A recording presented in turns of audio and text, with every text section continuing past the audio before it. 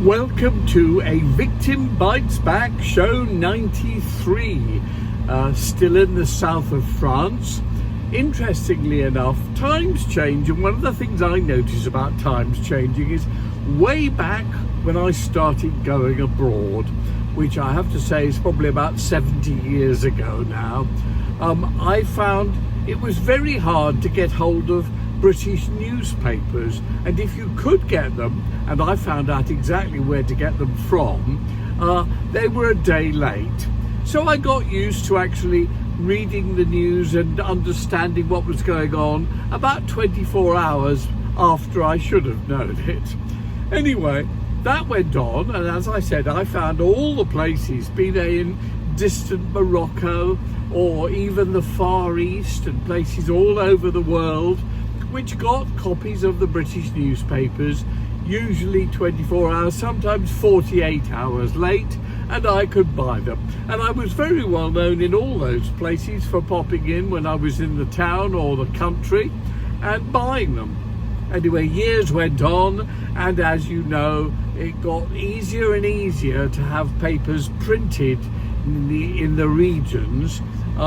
Some companies were better at doing that than others, so you could get hold of a couple of papers, mainly the Mail and the Times, or the News International group, so you could probably get the Sun, the News of the World, and so on. And I still would buy them at my usual places. And then, of course, the internet came in, and most of us, as I indeed do, contribute to subscribe to various publications.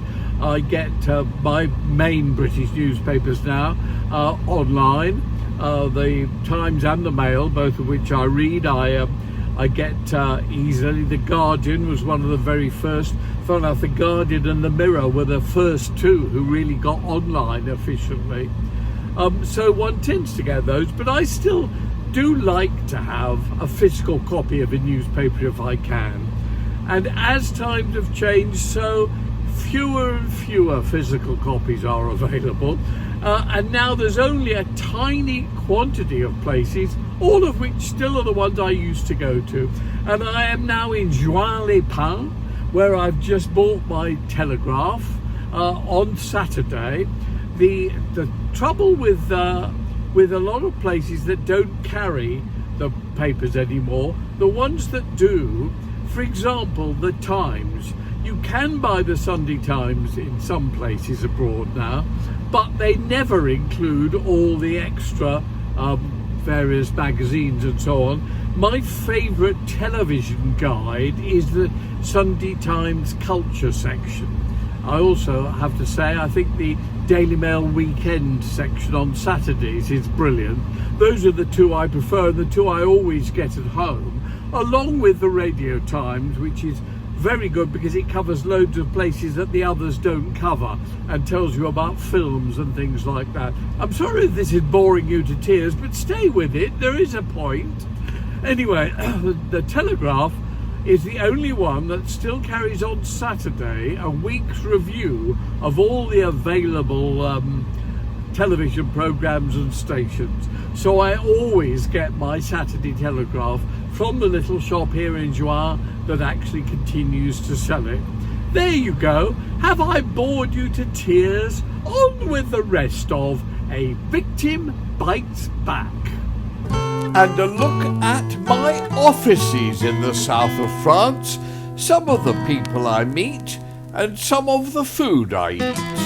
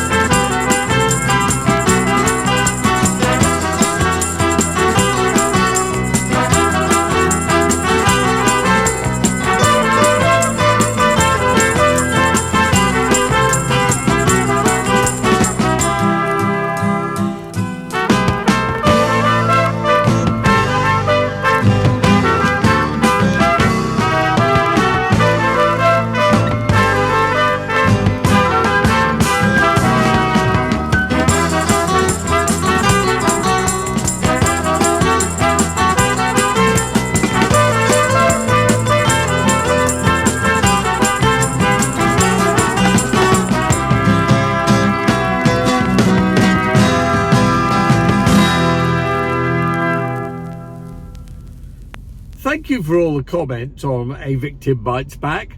Do continue to leave them either by email or to King of Hits or to or underneath some of the videos on places like YouTube.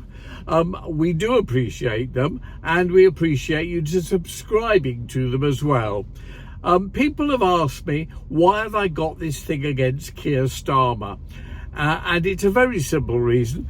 I don't really like him anyway. I sort of interviewed him to try and get him to represent me again in Europe when my original appeal against my wrongful conviction from 2001 was turned down by the British courts.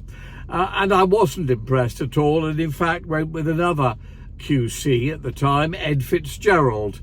But I wasn't impressed by Keir Starmer. My opinion was he said and did things that fitted the client or the public or whatever. And since he's become leader of Labour, I felt exactly the same. And when he was director of prosecutions, public prosecutions, one of the things he did was bring in or support the believe the victims even if they are lying, that the police were instructed to do. Now, this was a very valid policy that came in because for years and years, automatically the police and others, lawyers and courts, had disbelieved the victim because they found in many cases the victims were either lying or exaggerating in order to make money or get revenge on people they resented or get custody of children that they wanted, or for very many different reasons, people decided that generally they were lying. Anyway, that was often wrong. Not often, but sometimes wrong, but especially in the cases of people who were small children, orphaned in their youth and sent to care homes or to homes that looked after children, and were then abused by people in the homes. Now, I'm sure a lot of that went on. I'm sure that was an absolute disgrace. It was the kind of thing that Charles Dickens would write about, although actually he never touched on this topic officially. But his kind of attitude towards the unfairness and the injustice to children was absolutely spot on, and one of the many reasons why I adore Charles Dickens and think actually he was the greatest human being who ever lived. But even so, that had pervaded the justice system in Great Britain and elsewhere, and a change was necessary. Unfortunately, it went to the other extreme. People who had already decided quite rightly that they were right to believe children who came forward when they were adults about abuse they had experienced, decided that they would believe all those children, which was wrong because it wasn't always true, but also believe everybody else who came forward.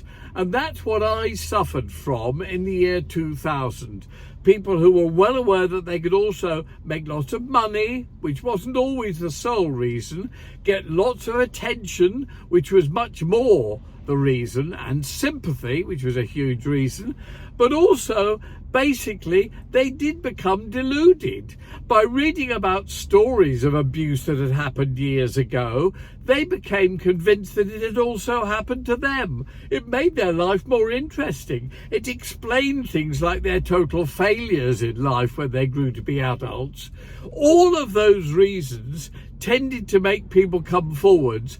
And when Keir Starmer, as Director of Public Prosecutions, chose to tell the police they should always believe people who came forwards, even if they were lying, that was implied. It wasn't actually said, you will be believed, was what was said. But what was actually implied was, even if you are lying, want to make a lot of money, want to get revenge on somebody who dumped you, want to get custody of children that they're taking away from you. All of those things were ignored. And that was what Keir Starmer did. Now he's head of Labour and indeed Prime Minister. He is actually reflecting that same kind of attitude. basically appeal to the majority of the public, appeal to people who basically will back the simplistic extreme view. And that's what I really hate about him. A lot of people do that, by the way, not just in politics and in government, but in personal relationships. The thing of when somebody gets accused of something, they're automatically fired or suspended or whatever by whoever employs them, be them sometimes the BBC or whoever else, is a disgrace. And people don't seem to be aware of this, or not be prepared to say they're aware of it, because it immediately gets them condemned by the majority.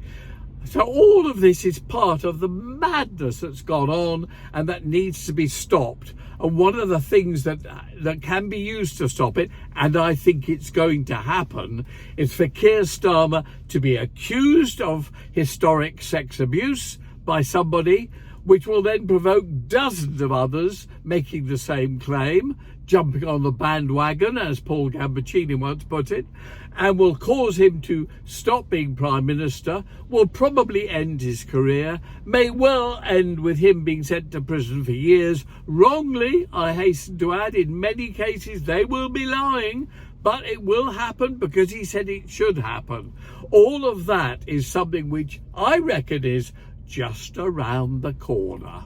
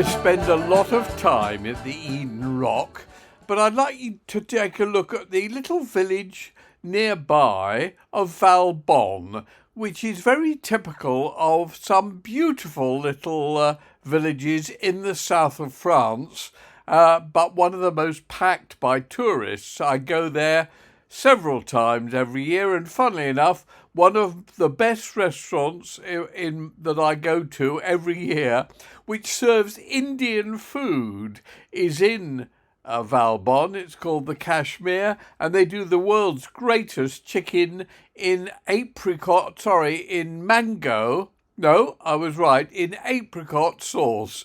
If you're ever there, do try it. And also the best aloo gobi, which is one of my favourite Indian meals, which is essentially potatoes and cauliflower in curry. Anyway, enough of all that. We should talk about Hugh Edwards. And what strikes me that happened to Hugh Edwards, who's now pleaded guilty and is awaiting sentence, is he clearly didn't do that much wrong. He clearly decided he fancied looking at pictures of young men, aroused young men, when one of his contacts sent him photos which included younger men and children. He immediately told them not to send him any more and erased them, deleted them. I think a lot of people do that sort of thing. It's been so inflated, mainly by the media who love a good story, but by the BBC and the legal system and everything else. It really is time we as a species grew up. He's not done that much wrong and he should not be destroyed. One of the reasons I used to like coming to the south of France in August was because loads of my French friends used to come down here on holiday so I could get together with them. Plus, of course, I met loads of new people and made hundreds over the years of French friends who lived elsewhere in France and I could visit during the rest of the year. That has gone on forever and ever. I have really good friends who live in the Champagne district near Reims, who I met down here in Cannes, I think probably 35 years ago. Anyway, I started going off being here in August when it got really crowded, and I decided to spend more August in Tangier in Morocco. Now that was a great place to go in August because it's much cooler than the rest of Morocco in that month. Marrakesh is impossible, far too hot in August, as indeed are Rabat and Casablanca and various other places I go to all the time. So Tangier, which is on the Mediterranean and is strangely similar to the Riviera in temperature and also in the flora and fauna around. I really enjoyed going there, so I used to spend many Augusts there. However, I then came back to the south of France and tended to be in Italy a great deal in July and sometimes August, but also here.